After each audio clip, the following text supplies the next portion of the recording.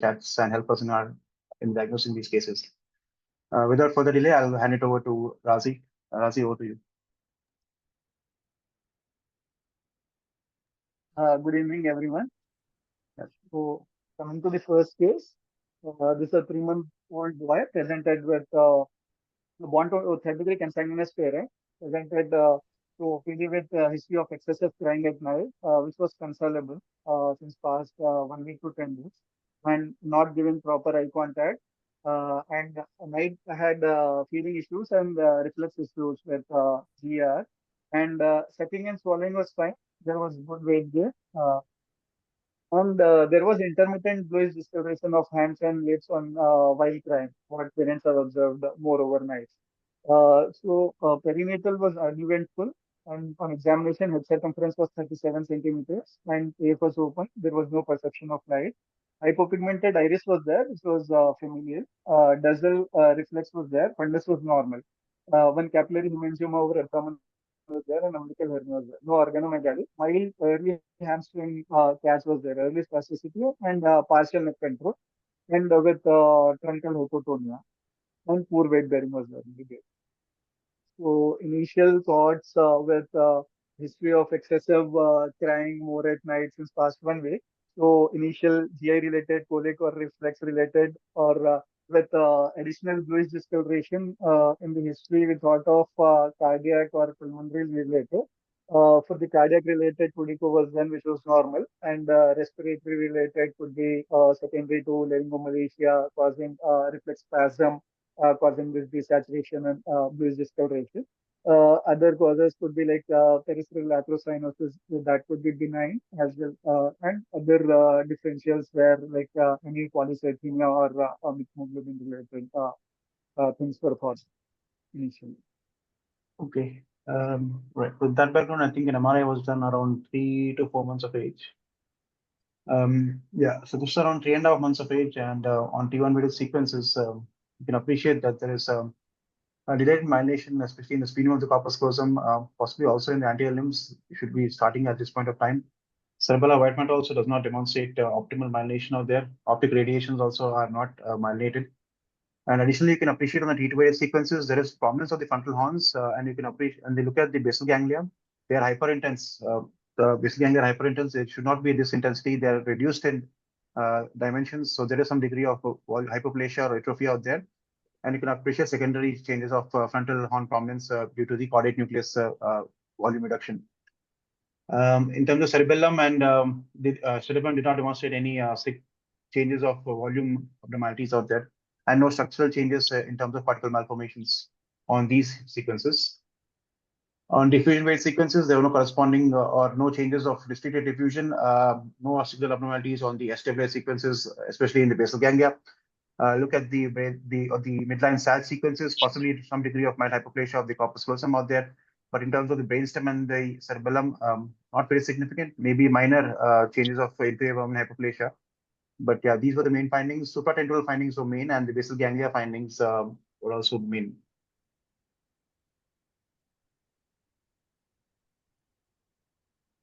So on the MRI report, we suggested that there's some delayed myelination and some basal ganglia changes with some atrophy out there. And possibility, I mean, we asked for a follow-up after 6 months with possibility of HABC, TUP4A, and myelinated abnormalities were given as differentials. So after that, I think child was evaluated. Yeah, over to us. Occult evaluation and cardiac evaluation was normal, and whole exome sequencing was also sent, which showed CYB5R3 mutation, which was suggestive of homozygous autosomal recessive for methemoglobinemia of VUS significance. Because saturations were around 88% at room air, and with oxygen supplementation also, the saturations were not improving. Later, after the genetic report, we went ahead with methimoglobin levels and ABG as well, which showed significant increase in the methimoglobin levels up to 20. And ABG was not suggestive of metabolic acidosis. Okay, then we got the report, and then we checked if there are any matching changes, especially on the neuroimaging phenotype. And methemoglobinemia is listed out here. These are at least 3 cases published in literature, and you can appreciate at least in the first 2 panels out here. There is some degree of basal ganglia abnormalities out there. They are mentioned as hypoplasia. You can also appreciate the signal of the basal ganglia. It is not, it is T2 hyperintense. So some degree of gliosis or atrophy was there with the frontal prominence. So at least in terms of imaging in these described case reports, it matches our case.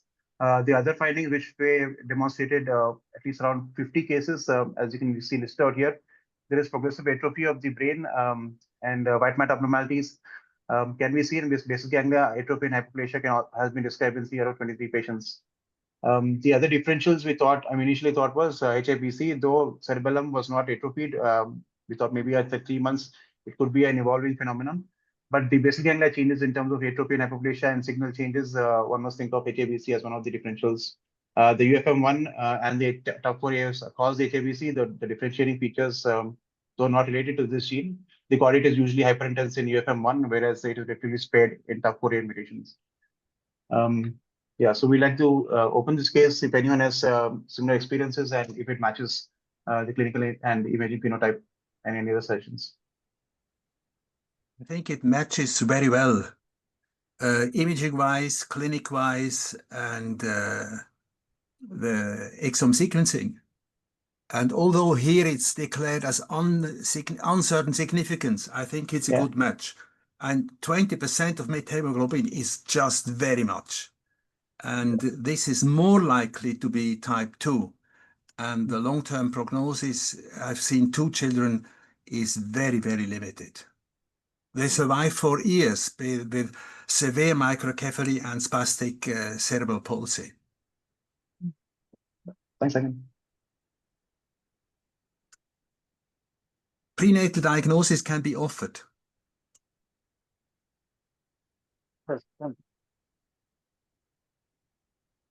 Did you start Michelin Blue? Actually, vitamin C was started now.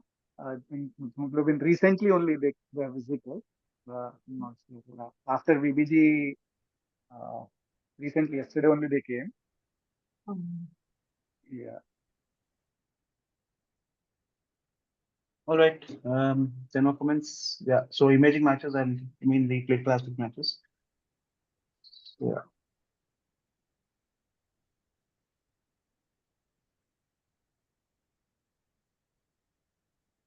All right, Radhi, go to you next, please. So this is a 10-month-old boy.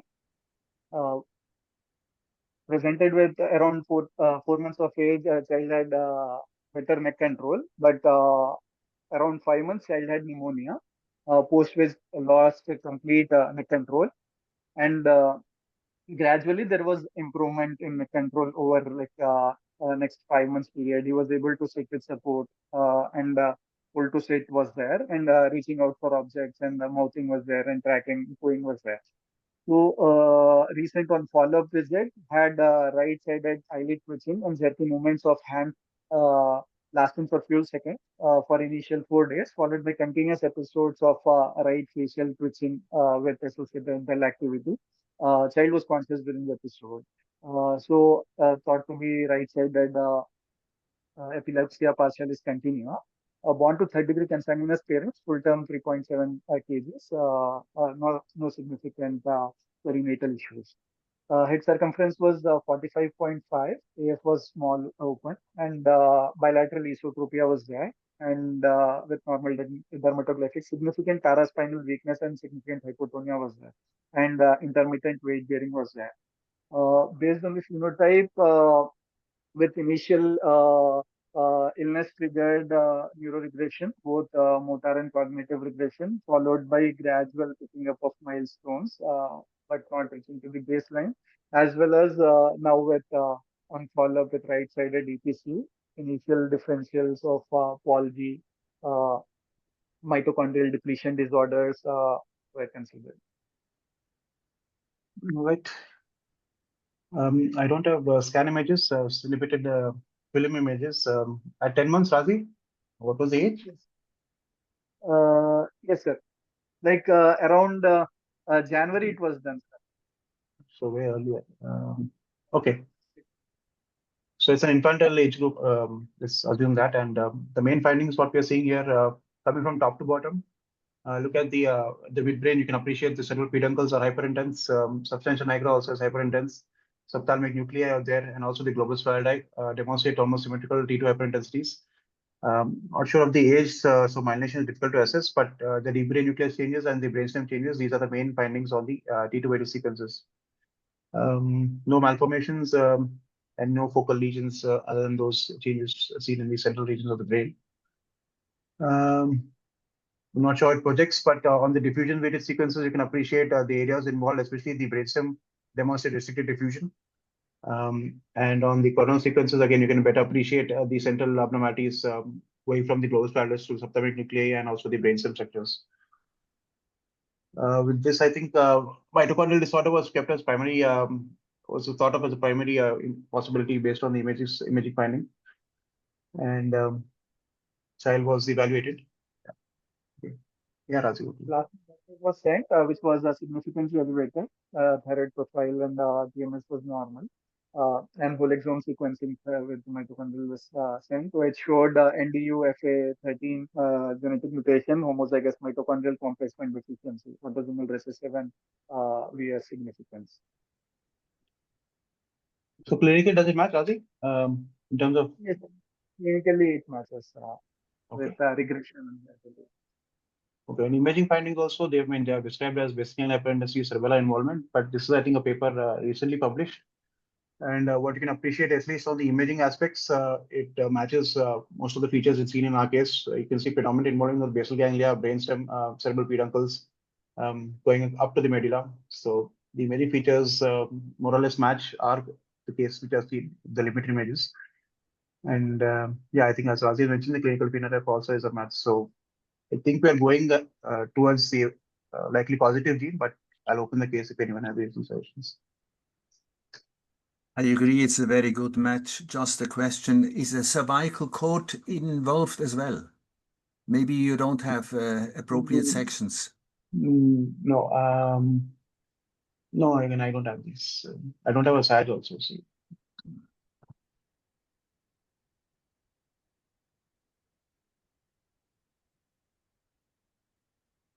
No.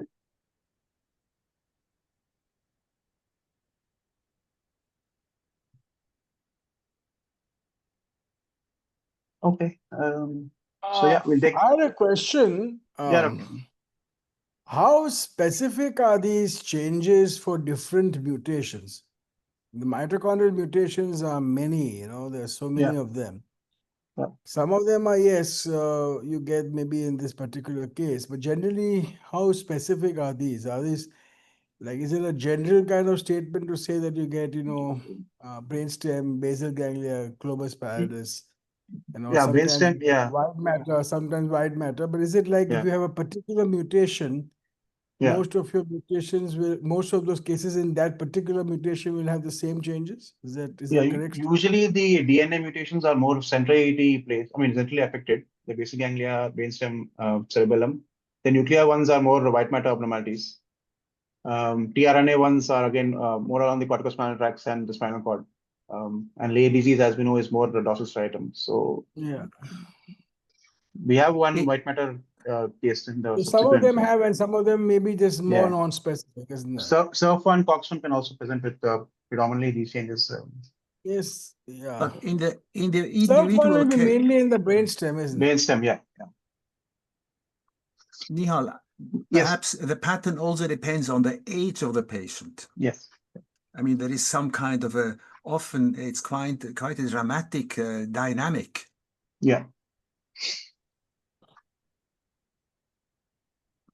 So probably not that specific, but pointing very much to a mitochondrial disorder. Yes, of course it does. Yeah. There is some degree of cavitation also in this patient. I don't have a flare, but it's difficult to say. Yeah, not sure.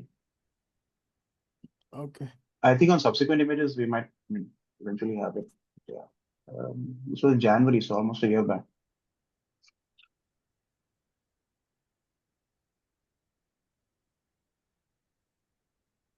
Hi, Nihaal. I have a question for you. Yes, William. I like similar to other questions, but is this gene, you know, like have a predilection for only brainstem? Like we know that, you know, like SURF1 have, you know, like involves you know, like in isolation, you know, like involves the brainstem in isolation, and also MD, you know, like MTND5 also involves, you know, like brainstem in isolation, and sometimes it's very helpful, especially when it just involves the inferior ovary nuclei. Yes. You know, like we suggest SURF1, and if it doesn't involve, and like in similar distribution, I generally, you know, suggest MTMD5. But does this gene also, you know, like as such? Yeah, I mean, this is a recent paper. I think they have a collection of cases, I think more than 20, if I'm not mistaken. It's on the chat, but as you can see that there's predominantly very subtle changes and predominantly involving the brainstem structures and also the brains, some degree of the basal ganglia abnormalities.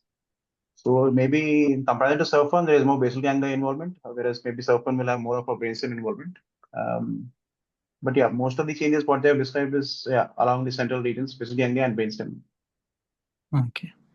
Mitochondrial, I think cerebral peduncles, inferior ovary nuclei, as you mentioned, those are the key imaging findings which can help in diagnosing. I mean, narrowing down the differences for mitochondrial versus other disorders.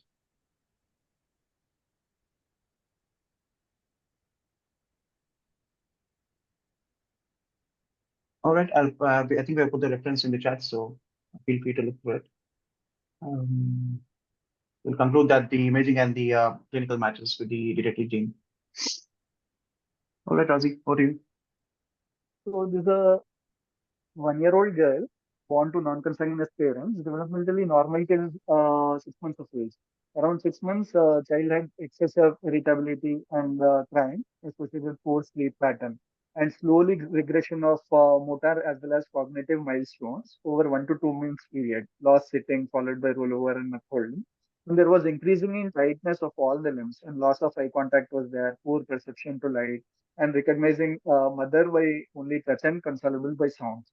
And gradually, since past 2 months, there was mild improvement in motor as well as cognitive abilities. But still, the vision remained significantly like poor perception to light. There was issue with feeding, no drooling of saliva. Episodes of dystonic posturing while agitated was there.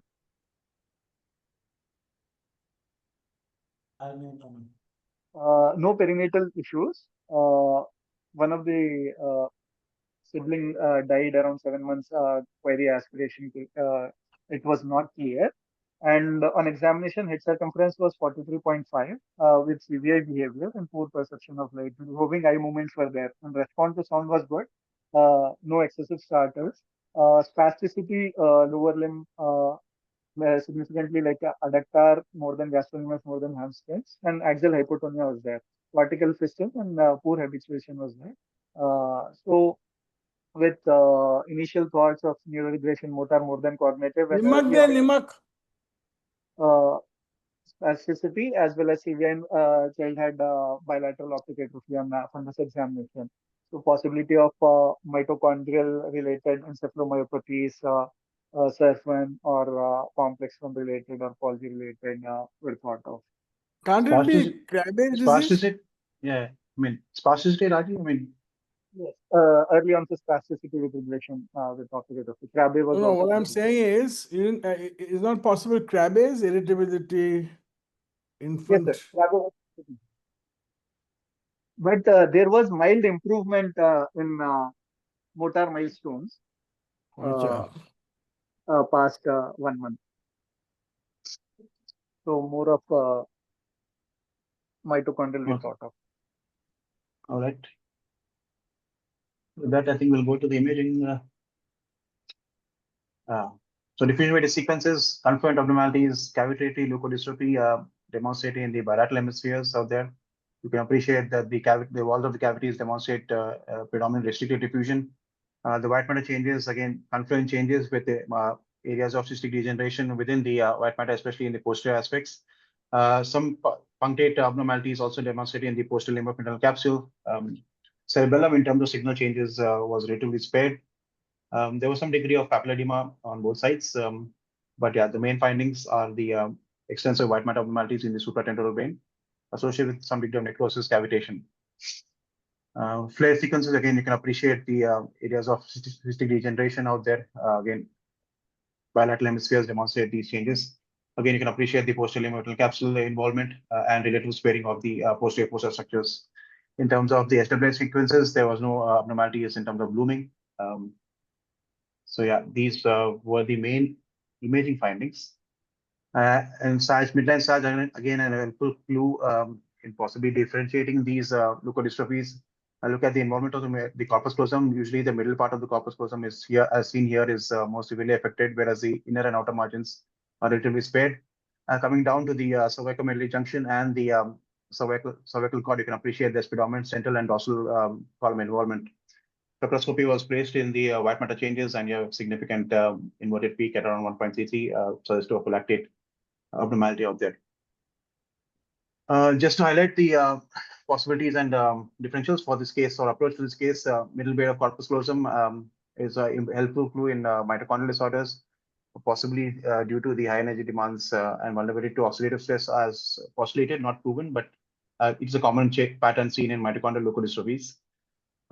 Again, these are just, as I think, this pretty much answers Dr. Rani's questions of the white matter disorders. These are different white matter disorders, all related to mitochondrial leukodystrophies, but there are some subtle changes which might help in narrowing down the differentials. So all of them are mitochondrial leukodystrophies, and our case resembles what we have seen in case pattern D. You can appreciate extensive white matter involvement, some areas of involvement of the posterior limb capsule, and these are commonly seen in complex nuclear genes or multiple mitochondrial dysfunction disorders. This imaging pattern should be kept in mind while, and these are the possibilities when you see this imaging pattern. The other leukodystrophies can be associated with malformations and posterior fossa involvement. Think of the iron sulfur cluster disorders. SCA1, 2 are the main possibilities. Similar white matter changes, but we have these multifocal abnormalities of cystic degeneration, some brainstem involvement. Once we have this pattern, think of possibility of complex sleep bar 4. Here's MRS plays a helpful role. Again, white matter abnormalities in the supranational brain, but look at the brainstem. The mental aspect of the brainstem is involved. The middle cerebral peduncles are involved. And you have succinate peak around 2.4 parts per ppm. So this is almost pathognomic and diagnostic for complex 2 deficiency. And another pattern, again, white matter changes, but associated cerebellar abnormalities, think of the NUBPL1 or complex 1 related deficiency. So we went ahead and thought of that this was a mitochondrial disorder, possibly related to the pattern D as what we have seen. And that was suggested in the report. So initial whole exome plus mitochondrial was negative, which showed non-specific gene which was not matching the phenotype. We were considering a strong possibility of mitochondrial over here. So we thought of sending a whole exome trio for the parents. We have sent the sample as well, like the initial ATP11A mutation they have given, which was not matching the phenotype. Later, whole exome trio, both parents were carrying polar 3 mutation, which was a heterozygous, and then they have checked retrospectively with the child and matched the syndrome, which was a compound heterozygous in the child for multiple mitochondrial dysfunction syndrome type 2 with hyperglycemia. Right. Sorry. Yeah. The glycine high? Was the glycine high or also? That's the question. Recently, we have received the report. We're still like. At least on the spectro, I didn't have a glycine. Are the parents consanguineous? Non-consanguineous. Oh, non-consanguineous. So many genes are found. They're carriers of. Yeah. Initial, they have visited many of one to pediatric neurologists where like genetic was negative. They have been worked up, but in view of strong possibility, we have sent whole exome trio in which we could find the answer. Yeah. Let's see how it comes. So this patient is a compound heterozygous mutation. You quote just one mutation. Why don't you quote the second one as well? This is not homozygous, just for interest. to make clear it's a compound B-allelic mutation.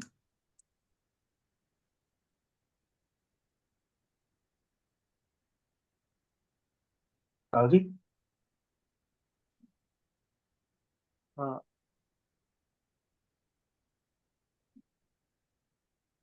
I'm not criticizing.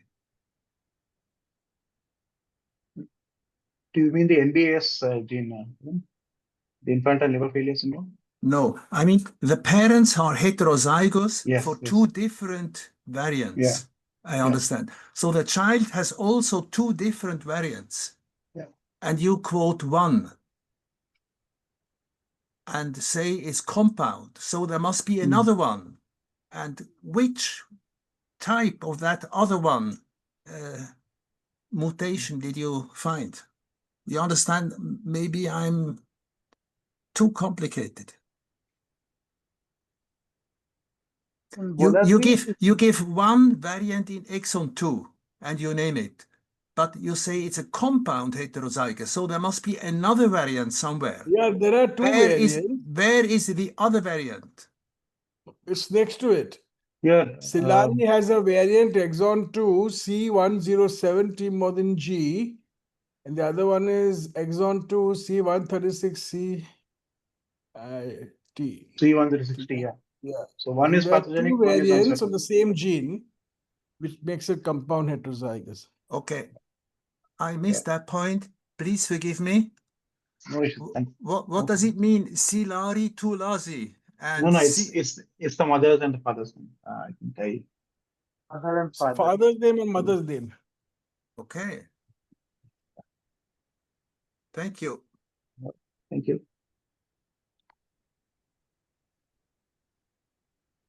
Okay. Yeah. So another match, another mitochondrial match, imaging and clinical wise. With that, we'll shift to Bangalore and Dr. Rashmi, over to you. Yeah, so this is an 11-year-old boy who just came to me with, 2 episodes or 1 episode of headache, very severe headache he had in the evening. And then he went to sleep and because it was occipital headache and he was completely fine in the morning. Then he went to school and in the school, the other boy said he tripped and fell down, following which he was completely unresponsive and speaking gibberish. And he was not completely normal for about 15 minutes. And after that, he was completely normal. His examination was completely normal. And some vitamin D and vitamin B12 deficiency was there. And his fundus examination was also normal. Now, because of this history of occipital lobe headache, which is very severe, and also this history of being prolonged unresponsiveness, we did an MRI brain scan, which sort of, exceeded our expectations. I didn't expect this MRI. So, Yes. All right. As you can see, there is a dilatation of all the ventricles, predominantly the lateral ventricles, some rounding of the temporal horns out there, mildly widened third ventricular recesses with chronic changes of corpus callosum and midbrain reduction volume. And on the CSF flow study, you can appreciate the flow is going vertically, but it does not go into the infravermian aspect. This correlates with the region out here. So you can see the CSF flow is going from along here, but it doesn't go through the infravermian region. So there's possibly some lesion out there or some cyst out there. Which is causing the tetraventricular hydrocephalus. No periventricular edema at this point of time, but yeah, there is some infravermian cyst out there. Likely a Blake pouch cyst is, I think, what was commented on. And again, you can see the CSF flow along here. There's some paucity of CSF flow along the infravermian aspect of the over here. So in the spinal cord, no sheddings, no lesions out there, no CBG abnormalities. And with that, I think Dr. Rashmi had a specific question. Yeah, Dr. Rashmi. Yeah, so the neurosurgeon said that this was a Blake pouch cyst, and he said because the child is now asymptomatic, he thought he would just wait and see what will happen.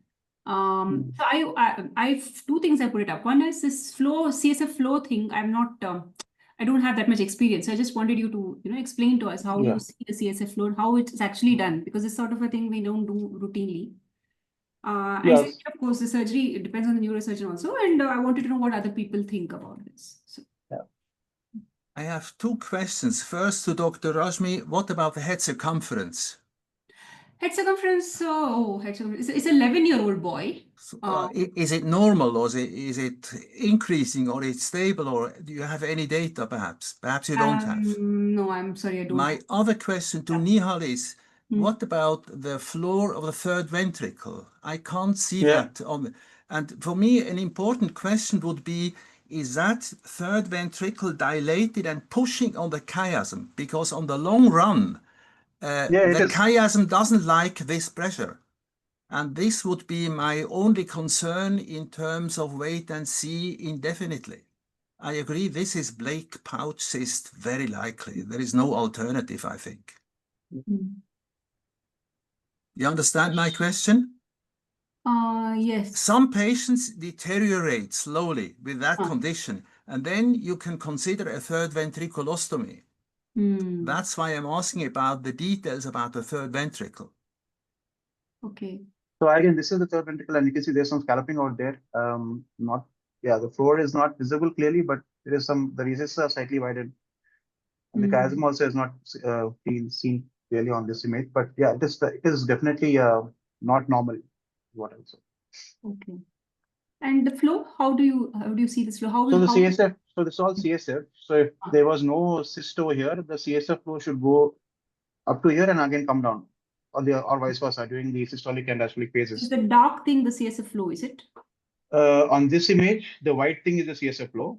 Okay. On this image, the white thing again is the CSF flow. Huh. So it technically should cover the entire CSF structures and again go up and down. But over here, it is not going in this region. So there is some, some cyst out there or something which is not letting the CSF pass through the intervermin aspect. Usually don't require that CSF flow. If you look at the T2s itself, there's a turbulent CSF flow across the aqueduct into the fourth ventricle. So dark thing over here is the CSF flow. If you brighten brighten or adjust the screen, it usually you can appreciate going up to the entire areas of CSF. Whereas over here, you can only see it's going from vertically, and there's some paucity of CSF out there, CSF flow out there. Okay. So along with that, the tegmental, sorry. As you know, I'm not a neuroradiologist, but my comment would be just that in Blake pouch cyst, you don't see the membrane, the lower membrane of that cyst, and this creates sometimes confusion.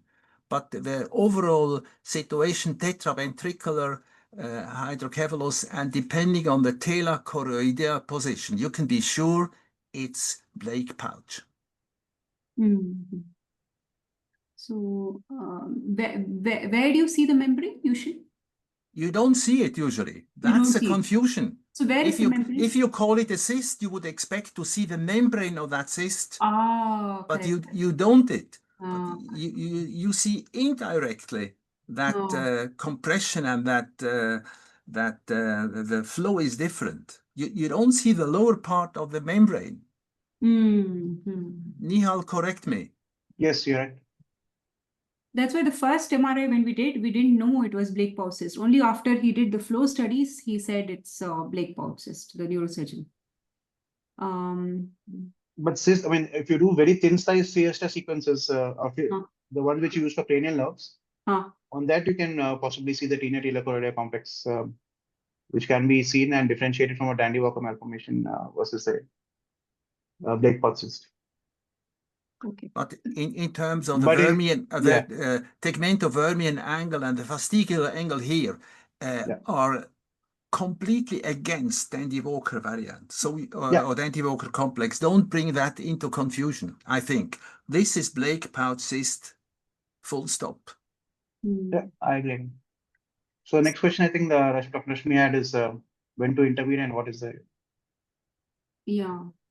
Has he recovered from the headache? He's now fine? Headache is absolutely fine. It's absolutely fine. Okay. No further, it was episodic, like those 2 episodes, and that's it. He's not had any more headache. You can have different opinions, of course. My tendency would be to repeat MR, say, in a year, with very good views of the third ventricle in sagittal and coronal section to see is a chiasm under some kind of distortion.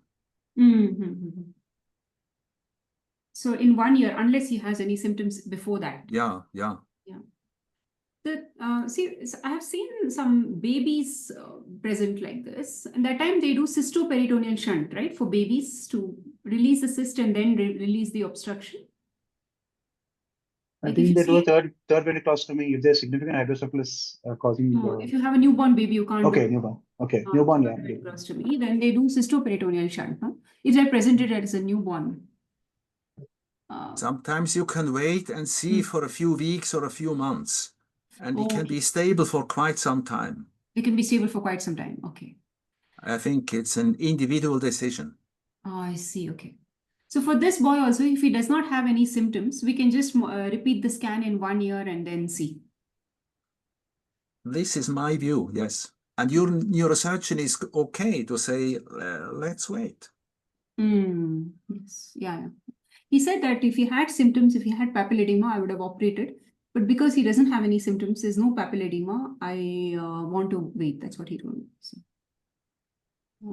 Yeah, that's right. I think. The Okay, only sure. thing is, what do you think is the cause of his headache and his passing out?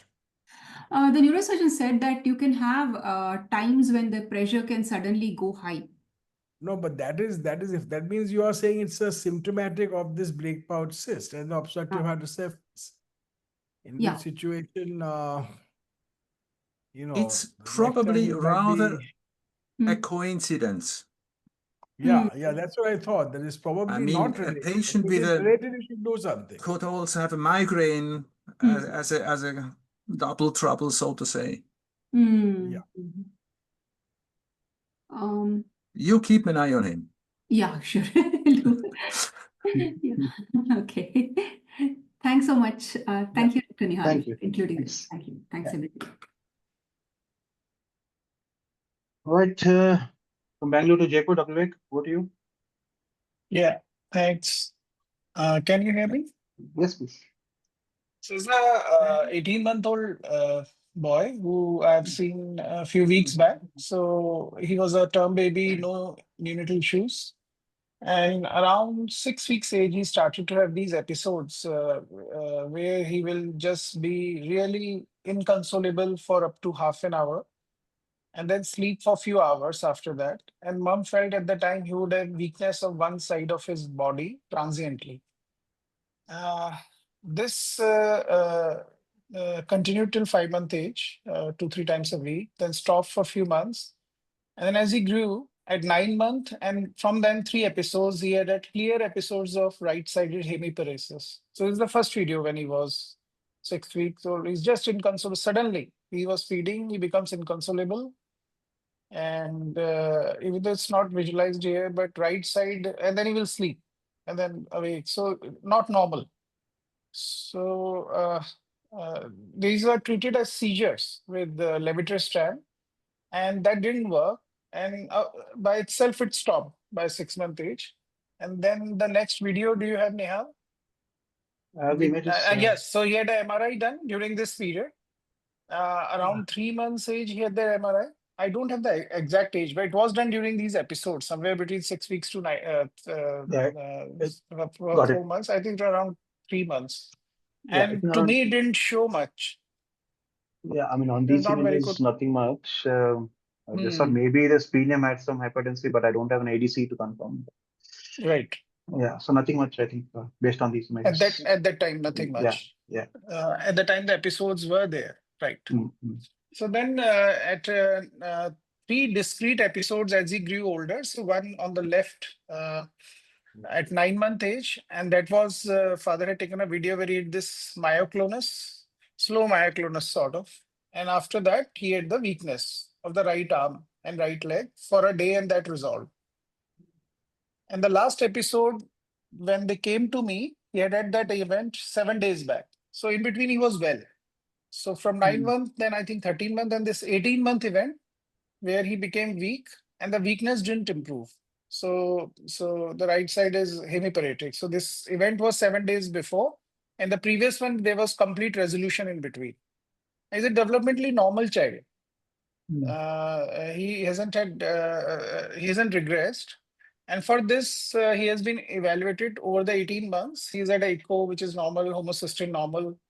Hemoglobin was slightly low. It was 8. and it has been treated as epilepsy over the last 1.5 years. And then when he came this third time, I did a repeat MRI, second MRI. The first one was done somewhere around 3-month age, and the second MRI is now. In between, so this Sorry. MRI, but before that MRI itself, I'd had his genetic studies done because I was thinking of some form of. I have that after the MRI. Okay, if you want. Or you want me to? Second MRI. Yeah. Show the second MRI. Yeah. Okay. So this is the latest MRI. Yeah. So latest MRI, I can appreciate extensive abnormalities involving the left hemisphere. Can I stop you here once? Yes. Yes. Sorry. Yeah. So what Sridhar writes is alternating hemiplegia. So I didn't do this MRI. This was done after the genetic study, and I also thought of alternating hemiplegia, and I did his ATP, A1, A2, channelopathy, whole exome. Prior to this MRI, I was so confident that he's going to, because his episodes had resolved completely. Only the third one, that was the second visit to me. One of the previous ones I'd seen where his results, I thought is alternating hemiplegia or similar sort of phenomena, but his whole exome didn't reveal it. It just shows a chromosome 15 deletion, which we'll show later, even on microarray subsequently. So, and then I did the MRI. All of them were right-sided hemiplegia, right? I mean, you have angio? Angio? Yeah, we have now. Then after the genetics, I did retros. The investigations were done after the genetics. Yeah. So this is the MRI. So just for results, alternating means it can be on the same side, not the contralateral side. Ideally, it can be on one either side. Okay. I mean, usually there'll be one on the other side as well. Yeah, that's what I thought. But usually these kids, I mean, usually, not always, usually these kids have, little floppy and little slow in their development, but this kid was normal. Of course, it can happen that it can be completely normal as well. Yeah. Sometimes you can get hemidystonia also, And did it say that when he would sleep, he will get better? So I was really convinced this has to be alternating hemiplegia. Right. So extensive abnormalities on the left side, but you can also appreciate there are some focal gliotic changes, especially in the right parietal subcortical regions and the centrum femoral. So there is, I mean, bilateral involvement, but more on the left side. Diffusion at, I think the latest one, you had these areas of restricted diffusion along the corticospinal tract. So I was thinking maybe it is acute variant degeneration going on. So it extends from the globus pallidus up to the cerebral peduncle and the half of the midbrain. So there's some event again happened on the this side, I mean the right side, which is demonstrating it on the left side. And angio, I think, was done. And angio, I mean, other than some paucity of the cortical vessels, I've seen the source images. There was no significant abnormalities in the major vessels, given the extent of involvement of the brain. So corpus callosum is slightly thin. That can be secondary to the volume loss of the brain, the parenchyma and valent degeneration. But angio is, relatively all right for that extent of injury. And as Dr. Vivek has mentioned, these were the genetics which has come back. So chromosome 50 deletion. Yes, deletion which didn't have any of the genes which might have been important for a monogenic vascular disorder. I did a microarray as well, so same area. So it was not helpful. So I've asked them to reanalyze because I didn't have an MRI at that time. So this was done prior to this MRI. And I just I told them to look for DADA2. Moya, I was expecting with this MRI because of his anemia, but it's not there. And symptoms from 6 weeks age. He's so young since he has been having these episodes. So it's more the differential if I have to tell them, because we are reanalyzing it here now. That is, there's something else. Yes, AGS, SMADH1 is another possibility. But do they not have it, bilaterally? No skin lesion, no skin lesion. Okay, yeah, sorry, go ahead. Yeah, that's a differential, which... Okay, so you have asked for if the 15 genes have any changes related to it. Most of the genes involved do not have any ischemic abnormalities or stroke-like changes. I think NIPA1 was also evaluated, NIPA1 and NIPA2 in the report, if I'm not mistaken. So NIPA1 gene also was evaluated. But the chromosome 15 deletion genes typically do not have ischemic or stroke-like changes. DADA2, as you have mentioned, I would have been more confident if there were more lacunar infarcts with hemorrhagic changes. I do not rule it out, but The typical imaging findings are of DARA2 are these hemorrhagic ischemic abnormalities and lacunar abnormalities in the basic ganglia. That on imaging is that, that is the main finding. And differences are vast, as you've asked for monogenetic strokes in children. A whole spectrum of abnormalities out here. ATP1A3 also, as you mentioned, and the interferonopathies and other collagen-related and connective tissue-related disorders.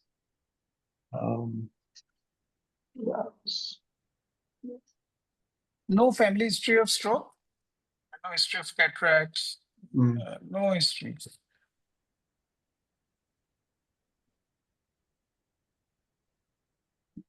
But we're thinking more in terms of genetic stroke. I mean, yeah, but we don't know. Yeah, because 6 weeks age, he started to be symptomatic.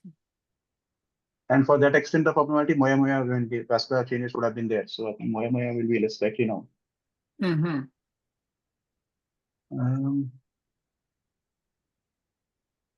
If anyone has any other points or things. And in the alternating hemiplegia, I mean, the ATP ones, they can have alternating, I mean, both hemispheric abnormalities as seen in our case. But as you mentioned, that is being checked. Their MRI will be normal. They don't have these changes. No, the alternating ones, I think we had one with Dr. Lokesh. Okay. We have gliosis on one hemisphere, then on the follow-up, you have gliosis and atrophy on the other hemisphere. So that can be seen in the ATP-related channelopathies. Right. Like that is still a possibility. So those genes have not been evaluated, is what you're saying. That has been. ATP1A3, I sent it for ATP1A3. Okay. So yeah. A2 and A3. Right. But you've done a full stroke workup in the sense heart also, everything is normal, is it? Yeah, echo normal, homocysteine normal, ANA negative. And I haven't done protein CS because I did the genetics. I thought that will pick it.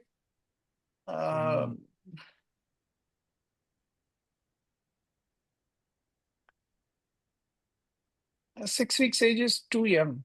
So young. Yeah. And recurrent strokes, I mean, recurrent at least ischemic events. And surprisingly, with the first one, there were no obvious changes in the first when he was a baby. Yeah. This one, like, and because of this, I thought ATP1, A2, and 3B that I was so confident that, yeah.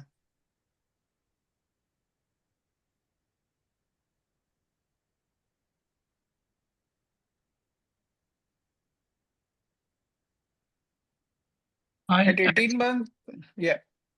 Did you check the patient's heart? You know, like probably you did, but I think echo was normal, but yeah. Yeah, pediatric cardiologist has evaluated him. His blood pressure is normal, and his echo is normal.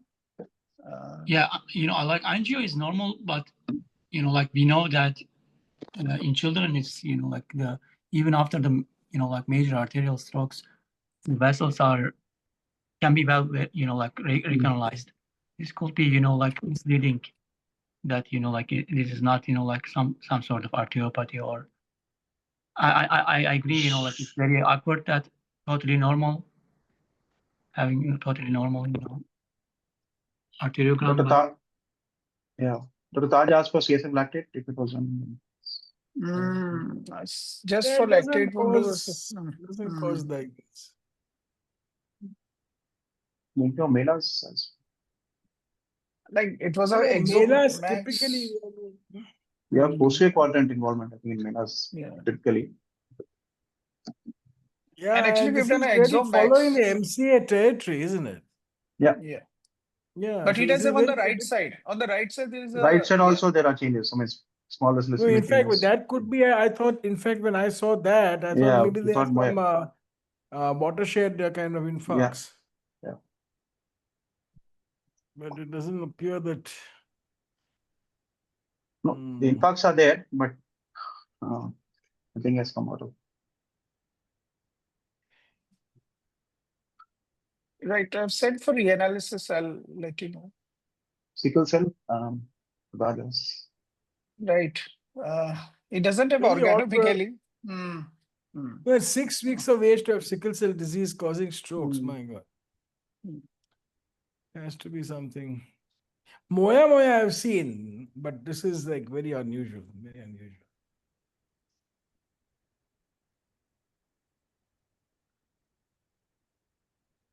Right, I will Okay. come back with the reanalysis result if something comes up. Sure. Okay. Okay. Thanks. Thank you.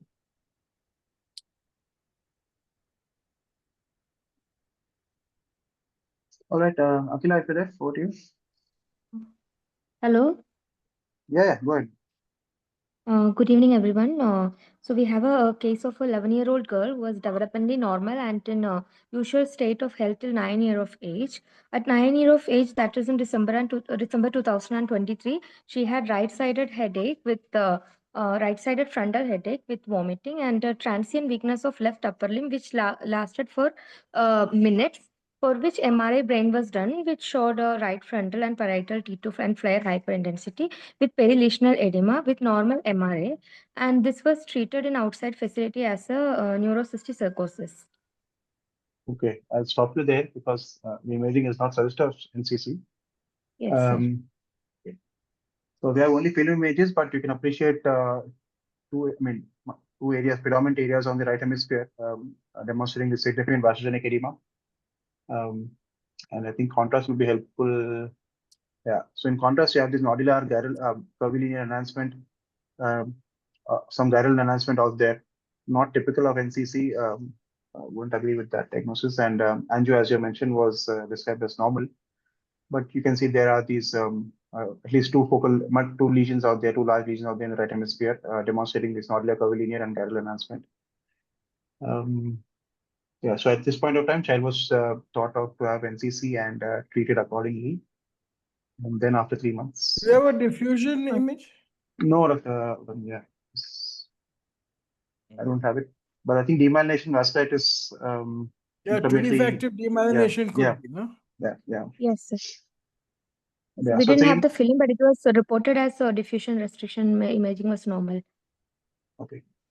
Okay. So 3 months child is So on NCC after and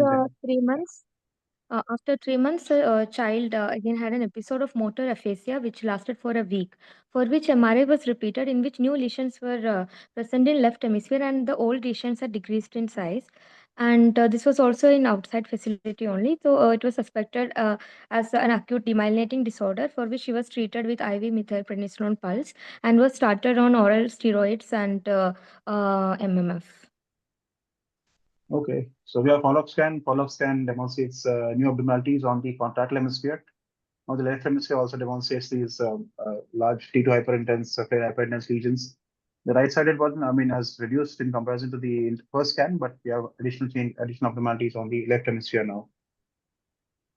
Contrast again, you have this almost like homogeneous like enhancement of the left perisylvian abnormality out there. Some areas of hypointensity within the enhancement pattern, but you have this diffuse enhancement along the left perisylvian abnormality. The right hemispheric lesions do not demonstrate significant enhancement, but yeah, these are two new lesions demonstrated on the follow-up scan.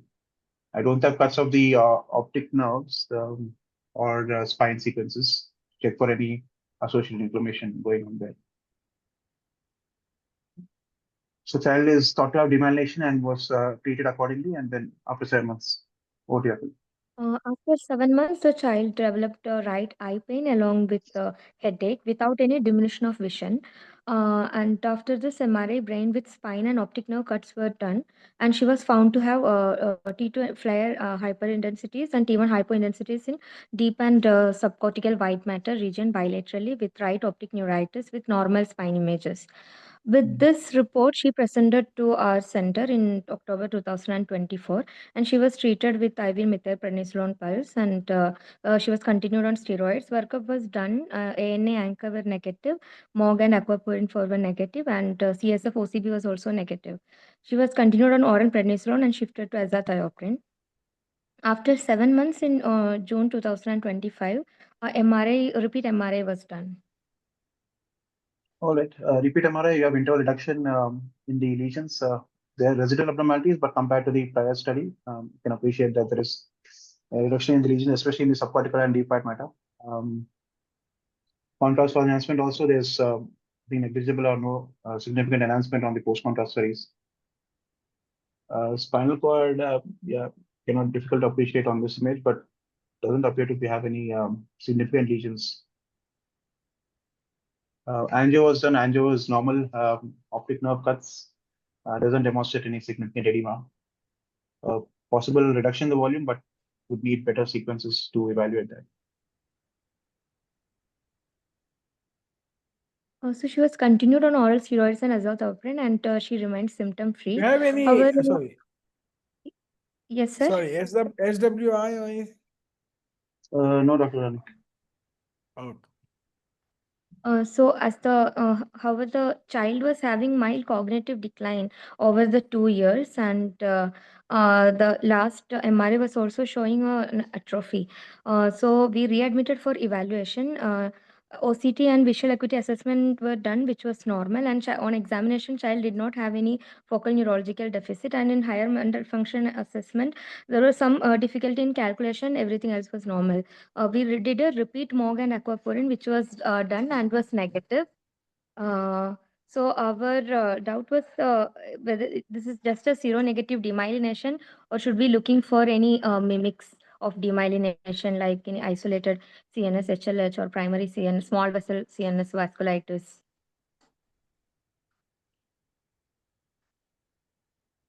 Okay, case is open. He is still on steroids and azathioprine now. Yes. Akila, is that right? Is he still on medication? Steroids and azathioprine? Yes, he is on azathioprine and low dose steroids. Okay. So, Well, the child keeps on having new lesions. I mean, just looking at the periventricular white matter here, and there is, again, you can appreciate new lesions out here in the periventricular regions. Those subcortical lesions are reduced.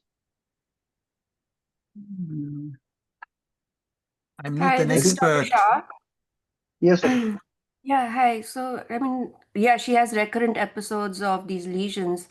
I Yeah. don't think they're typical for MS in any way. Would you agree, Nihaal? I know they Yeah, resolve with steroids or better with steroids, and they're Yeah. not satisfying the recent criteria, the updated McDonald criteria. Her MOG and aquaporin 4 are negative, and even the lesions are not typical of either of them. My concern is that she's going to probably come back with a third lesion. lesion. I mean, if she's on steroids, then you're using azathioprine as a steroid-sparing agent. It's a very weak steroid-sparing agent. So I'm sure she's having side effects related to being on prednisone for a long time. One of the suggestions, if she comes back with a third event, is of course redo all her workup, look for other neuroinflammatory processes, and use something more effective or aggressive like rituximab, which will at least like something like a B cell depleting agent you may need to use, because azathioprine is really very weak. It takes a long time to kick in. You just started the azathioprine this summer, right? Yes, ma'am. Yeah, I have a feeling it's still not effective, so she's probably going to come back within the next couple of months with another event. This is Okay, not my somebody- expertise either. I agree. This is likely seronegative demyelination, and you have new lesions, and you should not wait perhaps and rather consider now escalation of treatment, be it rituximab or whatever. Yeah, because in today's day and age, even azathioprine, mycophenolate mofetil, they're not very effective. You can use them later once the kid is in remission, like, after you've done rituximab for a couple of years and they have not had any more events.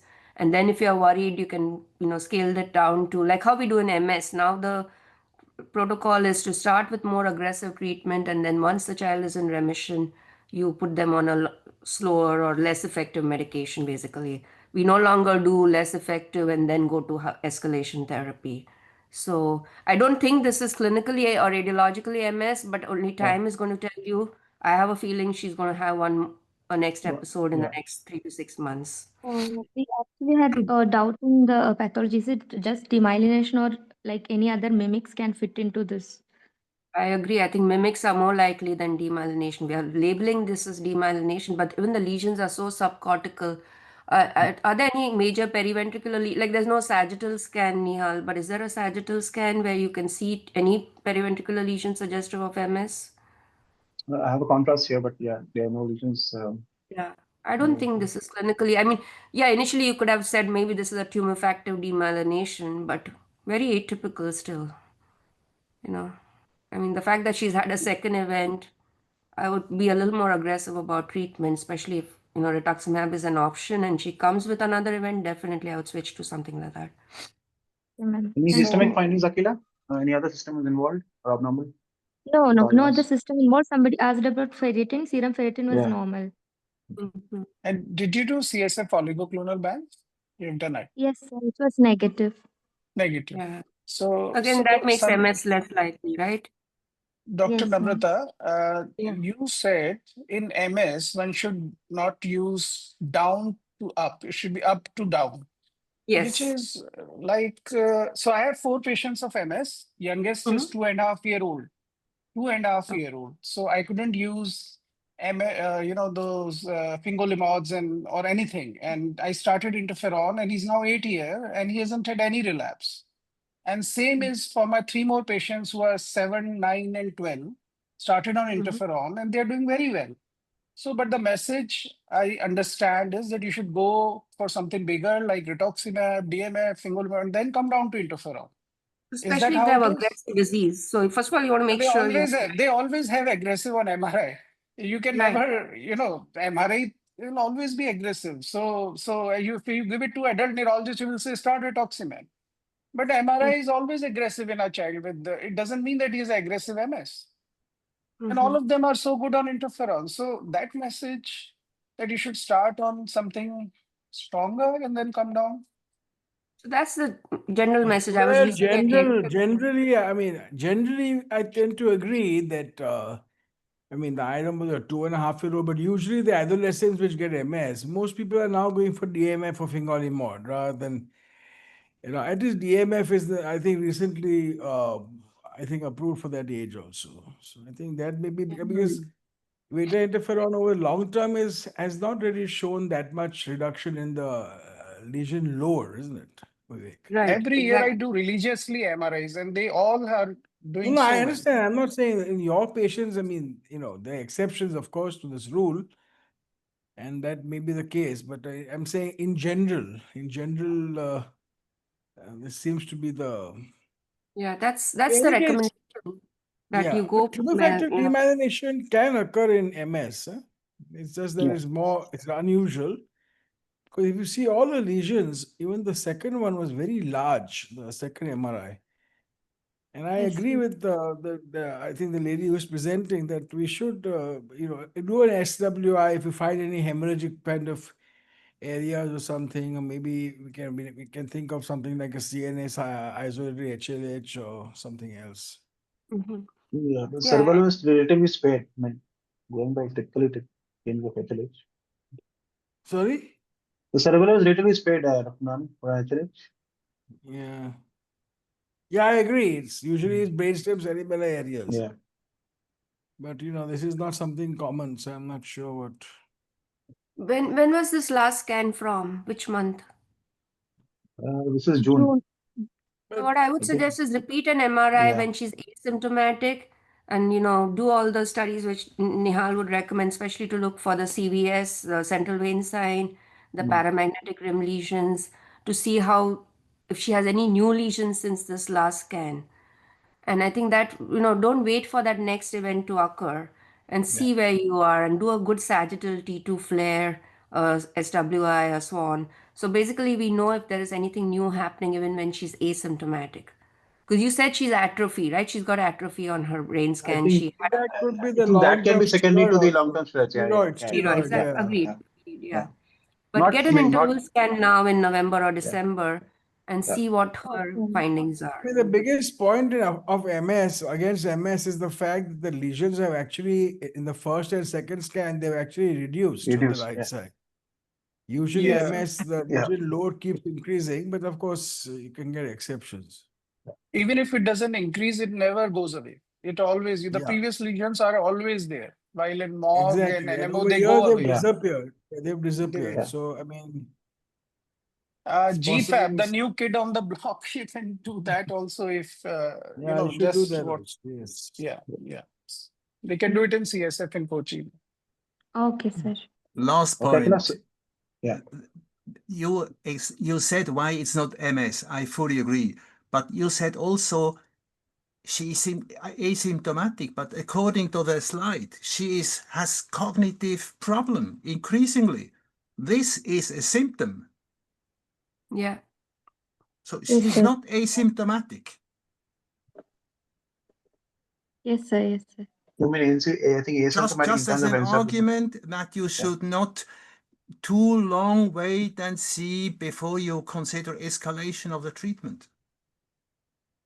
Yeah. Okay, sir. Yeah. Okay, so Akila, the point to be noted is to get a follow-up scan now or in Yes, sir. November.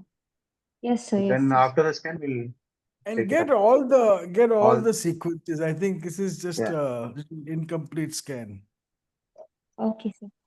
Do a brain and a spine also, along with orbital cuts. I'll let you Yes. know what to do if you need any. Okay, sir.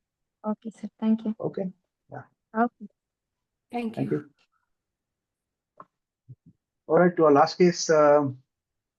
Sorry, I think Apurva is presenting, so sorry I put that as Rohan. So Apurva, if you are there, over to you. Yes, sir. Yeah. Good evening, everyone. So, we have a 16-year-old premorbidly well child who met with a high-intensity road traffic accident on 18th of August and suffered polytrauma. He was operated for all the fractures of his right hand, right leg, and some wrist. And then, since then, he was mounting on and off Okay. daily fever. I'll stop you there, Rashika. Apurva, sorry. Yes. So at that point of time, the child, I think the multiple fractures were there, but in the brain, I don't see any abnormalities in terms of hemorrhage or edema or herniations. Yes. So at that point of time, CT brain was, I think, called normal, which I agree. And then Yes, sir. See, his CT brain was normal, and child did not have any neurological complaint also. After the accident, he called up his family and told that he has met with an accident. There, he was totally all right neurologically. So 3 weeks later, a child was at home. His fever was persisting, and he on 9th of September he had 2 episodes of generalized tonic-clonic seizures associated with post-ictal confusion, and child was immediately taken to a nearby hospital where he was treated empirically as a case of encephalitis. He underwent a lumbar puncture also. CSF showed 9 cells with lymphocyte neutrophilic predominance, culture sensitivity, and gram stain and fungal smear were all negative. That was after CT or before CT? Sir, LP was done after CT. Okay, so we'll look at the CT, contrast CT images 3 weeks later. You can appreciate there is some determinant enhancement in the left parietal lobe. The last 2 panels out here demonstrating the left parietal region. Yeah, this area is determinant enhancement, but no focal lesions. Yeah, so these were the main findings, and after that, I think, So he was treated empirically with IV antibiotics. He had no recurrence of seizures, and his fever also subsided. So parents took child home because they were seeing some clinical improvement. 1 month later, he was at home when he started developing altered sensorium. Child would remain drowsy. He sleeping excessively. He was also having some irrelevant talks, and parents started noticing that he has developed slurring of speech, where he also complained of blurring of speech, developed headache, complained of neck pain with paucity of movements of left side of the body noted for 5 days before presenting to our center.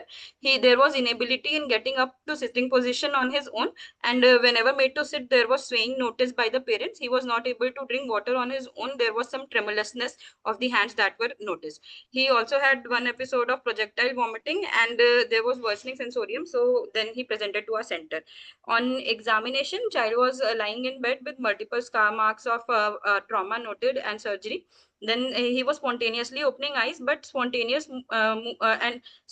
movements of right side of the body were noted, but no movement of the left side was noted, and he was not interested much in surroundings. When spoken to, he was answering questions, although not all correctly, following some commands, though slowly, and he complained of discomfort throughout, and during examination also he was having some delirious talks, and his speech was slow and slurred. On examination, there were cranial nerves, there were bilateral pupils were bilateral equal and reacting to light. However, binocular diplopia was noted with esodiviation of left eye. tone and power examination, there was hypotonia and hemiparesis on left side, upper limb 1/5 power and lower limb 3/5. Reflexes, knee reflexes were brisk and ankle proneness was noted only on left side and extensor plantar on left side. Rest of the reflexes were normal. Cerebellar signs were present. There was impaired finger, nose, taste, slur speech, dysmetria, and neck rigidity was noted. So initially, considering a significant history of trauma, we initially kept a possibility of infectious meningoencephalitis. We also saw the imaging, and another possibility we kept was of immune-mediated post-infection immune-mediated processes. Okay, so after CT, what is the interval there? This was in... Sir, this MRI when he presented to us was done on 10th October, and Okay, the so... CT was previously done on 9th September. So 1 month interval, and you can appreciate, I mean, let's focus on the flare sequences. Posterior fossa, you can appreciate these hypertense changes involving the cerebellum and the brainstem. Coming superiorly, again, you have involvement of the subthalamic nuclei, the thalamus, the parietal, some patchy areas in the palpebral basal ganglia, and the left centrum semioval subcortical cortical regions of the periodontic parietal lobes have these T2 hypertense changes. No corresponding areas of blooming in any of these abnormalities, at least on these images. And on the diffusion media sequences, maybe patchy areas in the cerebellum and brainstem, especially the dorsal aspect. And on the left, deep and subcortical white matter in the parietal lobe. I don't have an ADC, but these look slightly bright compared to the contralateral side. We'll ignore the first two images. We'll concentrate on these. I mean, if we already covered, we look at the contrast sequences. Again, from bottom to top, you can appreciate maybe some punctate areas of enhancement in the cerebellum, middle cerebral peduncle out there, and in the brainstem, you have these again in the vermis, you have these punctate areas of enhancement, possibly perivascular in the centrum semioval and the left parietal abnormality. Yeah, but no focal lesions per se, but yeah, these areas of enhancing abnormalities are demonstrated. And this is just the, I think, the timeline of the child. So we are on 12/10/25, initially presented with RTA and now presenting with, again, significant progression in terms of symptoms. So CSS, yes. Yeah. During the course of hospital day, on day 8, we initiated him with empirical antibiotics. Then, considering the predominant involvement of the cerebellum and midbrain, we also thought of organisms that can cause infectious rhomboencephalitis, and we gave him cover of Ampigenta also. And then because after discussing with radio, we thought that perivascular involvement was predominant. So we thought of post-infectious immune-mediated phenomena such as GFAP and astrocytopathy and slippers. So in under antibiotic cover, and child was deteriorating. He had to be intubated because of worsening sensorium and respiratory depression. So we gave him steroids for 3 days and repeated his MRI on 30. We repeated his MRI on 23rd. And but there was a worsening noted. So at presentation to us, we did his CSF, which showed 100 cells which were lymphocytic predominant, and there was elevated protein. However, culture sensitive was sterile and CSF biofire was negative. The organisms covered are shown in the panel. And then we also did HLH workup, which was negative. After 1 week of antibiotic and steroids, we repeated his CSF. 1 week of antibiotics, we repeated his CSF, and it showed 16 reduction in the cells, 16 cells, 50% neutrophilic and lymphocytic, but sugar and protein, there was no improvement. So and then under antibiotic cover, we gave him pulse steroids, but there was no improvement clinically, and we wanted to look for the response. So we repeated his MRI. This was only some sequences could be acquired on presentation to our center on 13th October, sir. These are those images of 13th October. Got it. So 3 days after the prior scan, let's see what can. So left parietal abnormality is what we have seen is there. But there is progression in terms of the right basal ganglia and thalamic changes and the capsular abnormality on the right side. Brainstem involvement and cerebral involvement is extensive, as seen earlier. And we have diffusion ADCs, some T2 shine through of the left parietal abnormality, but let me see. Yeah, if you look at the right basal ganglia, internal capsule, and the left posterior middle capsule, you can appreciate areas of low signal intensity on the ADC sequences. So some area of restricted diffusion, new changes seen in comparison to the prior scan done 3 days back. In the cerebellum and brainstem, no areas of significant change of restricted diffusion out there. This what is do you think? Sorry. yeah. So we have this is the most recent. Yeah, sorry, please go ahead. Go on. Yeah, we'll come back to that after this last scan. I think this was the most recent scan 10 days later. 10 days later, again, you have these progressive changes, focal abnormalities in the bilateral hemispheres now. And you have this area of restricted diffusion, focal abnormality in the right globus pallidus, punctate lesions on the bilateral deep brain nuclear structures. And again, you can appreciate the reversal on the ADC sequences.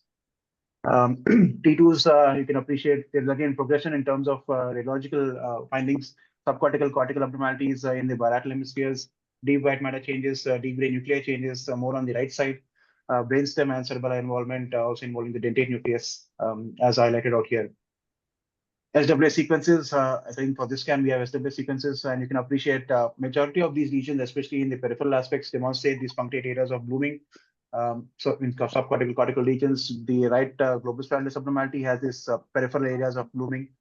And there are some punctate areas in the pons out there demonstrating these areas of microhemorrhagic changes.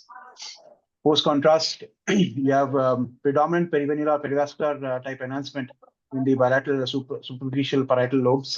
You have this, I think, 2 lesions out here, conglomerated lesions in the right superficial frontal lobe demonstrating peripheral enhancement. Coming down in the pericallosal region, again, you have these areas of perivenular or perivascular enhancement, and the right basal ganglia abnormality demonstrates peripheral enhancement with some internal septation out there. Again, punctate areas enhancement, possibly perivascular again, and also involving the brainstem and some nodular enhancement in the cerebellum. No meningeal enhancement per se, but yeah, these are the main findings on the contrast study. And just to look highlighted on the coronal sequences, you can appreciate the enhancement along the veins. Perivenular enhancement is demonstrated. And again, you have these lesions, 2 lesions in the basal ganglia, one in the basal ganglia and one in the right frontal lobe, which has these changes. The spinal cord was screened. Spinal cord demonstrated long segment cord myelopathy, especially in the cervical cord. It is swollen and it is predominantly involving the central gray matter, some areas of the dorsal column also. But main findings are again centrally located in the cervical cord. There's a discrimination out there, I think, though not related to the acute or the recent symptomatology, but again on the contrast sequences. These again similar to the brain. What we are seeing is punctate enhancing foci, nodular enhancing foci in the predominantly in the cervical cord, and also some degree of quadricular nerve root inflammation enhancement seen. With that, I think a pretty complex case. The main question here is this meningoencephalitis with abscesses? If abscesses, which type of abscesses? Thought maybe fungal abscesses was one of the possibilities, or it is related to inflammatory disorders such as flippers or slippers, and yeah, related spectrum of disorders. Anything else, Purva? Yes, sir. Mainly we want to know whether it is an abscess and which type. We have done CSF KH mount also, sir. That is negative, but no other specific fungal markers we have done yet.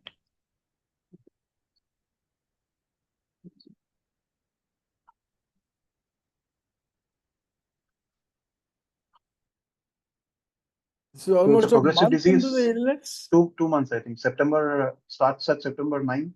And yes, sir. Where were the fractures? What fractures did he have? Sir, he had a fracture of right wrist, right tibia, and this same left wrist as well. There was a reported fracture of L1 vertebra also, but that was not conservatively managed. No other fractures. There was no history of rhinorrhea and no history of any ear discharge. History-wise, we have asked for base of skull fracture.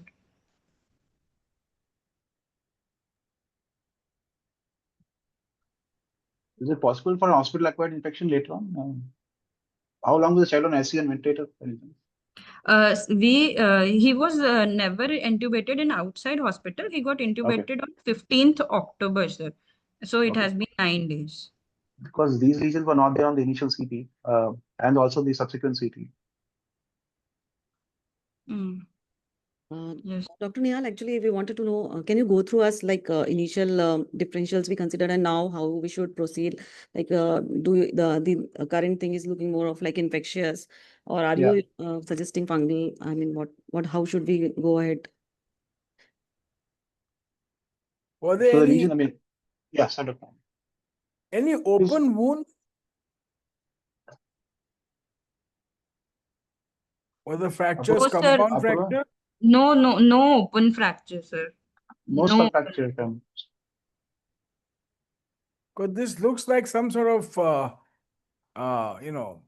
bacteremia or fungemia or something with because those like dots all over the place, those kind of things. It looks I like think some sort of there's some degree of vasculitis also, I think, in some particular regions. yeah. So this kind of vasculitis, infectious vasculitis, you And need these some abscesses. microbiological diagnosis, I think. Some Those sort abscesses, those abscesses are lining with hemorrhage, I think most commonly fungal, I would say, especially they bite basal ganglia wound. Was aspergillus tested by any chance? A specific test for aspergillus? Sir, not yet. Serum galactomannan is submitted. Yes, sir. There's a metagenomics lab called Haystack, which you can send your the CSF, and they do all any DNA which is not from the person himself. They actually check that. It costs about 20,000 or so, but it's worth it because they give you some vague organism or something of some fungal or whatever. You might be able to find something.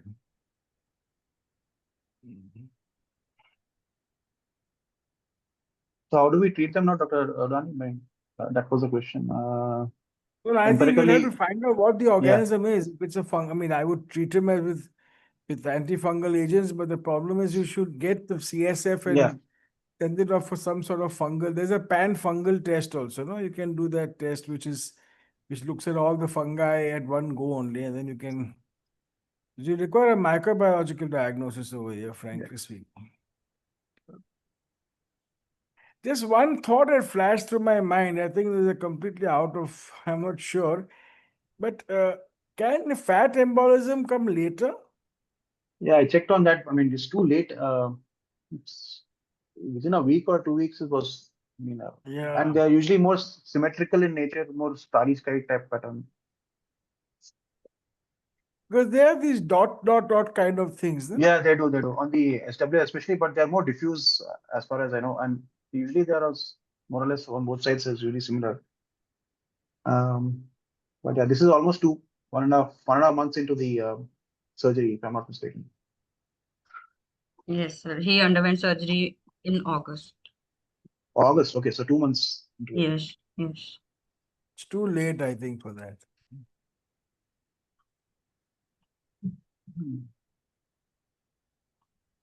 I think it's worth pursuing this microbiological, I think get a CSF. I'll send you the number of this guy called the Haystack Lab. They do metagenomics, metabiology, the entire thing, they do all the DNA possible in the CSF.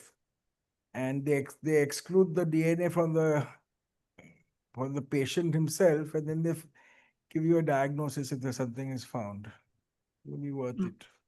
Okay, thank you, sir. Sir, is the right frontal, the lesion which is there, can we ask neurosurgeon to? This one. Yes, sir. Right, or is that an abscess? Yes, sir. That is an That's abscess. another thing you can do, I suppose. Yeah. It's so small. Yes, sir. Yes, sir. Ideally, the basal ganglia one was big, but it's too deep. Yes, sir. If we can, this or this one. Both of them are pretty small.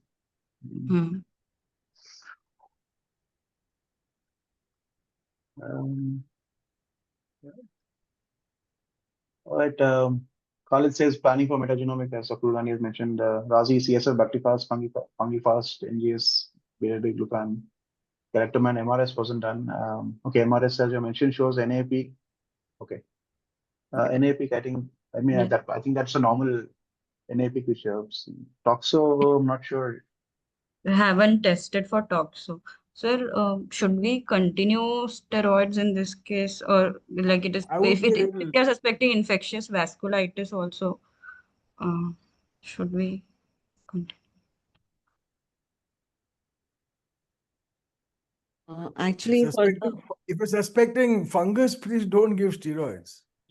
Sir, actually, the previous scans were more of like inflammatory, more suggestive of. So we started on steroids, but but I'm saying now the fungal thing has come up. I think very be sure it's not fungus. Yes, right. Yeah. Okay. Meningeal biopsy, but there's no meningeal information. I mean, I'm not sure if it was helpful.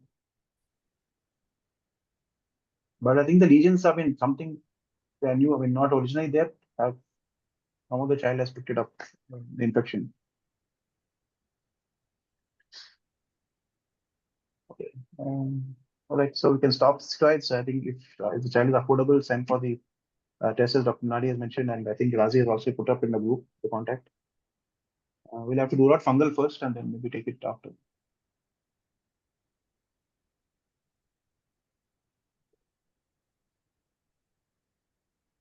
Yeah, thank you so much. Thank you, sir, for joining in. Thank you. Any other comments? Yeah, superview shows. Okay, thanks, Abhishek. Yeah, that's our nothing to be done in this final part too.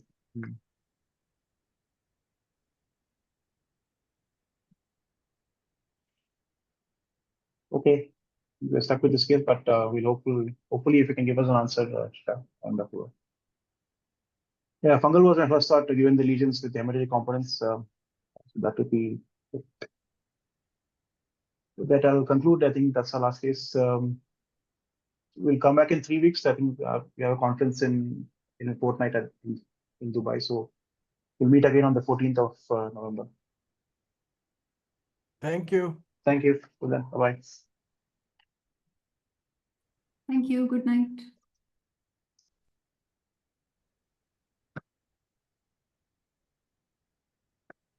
Bye-bye. Thanks. Bye again. Take care. Bye-bye. Abbas, you can end it.